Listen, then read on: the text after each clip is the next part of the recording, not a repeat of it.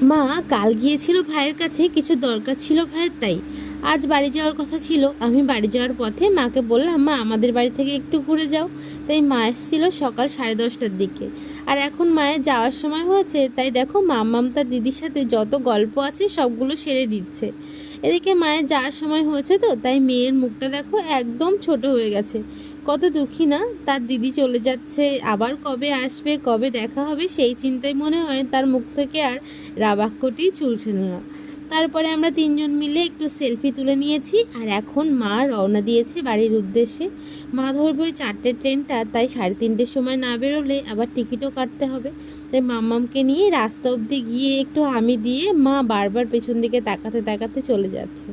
এই যে একটা দিন তো থাকতে পারতো, কিন্তু কি আর করবে, বাড়িতে ঠাকমা বুড়ো মানুষ তো, রান্না করে বাবাকে খেতে দিতে পারে না। তাই মায়েরও কোথাও থাকার জো নেই জানো। মা চলে যাওয়ার পরে মামের সাথে বাড়িতে এসে আমি একটুখানি লুকোচুরি খেলছিলাম।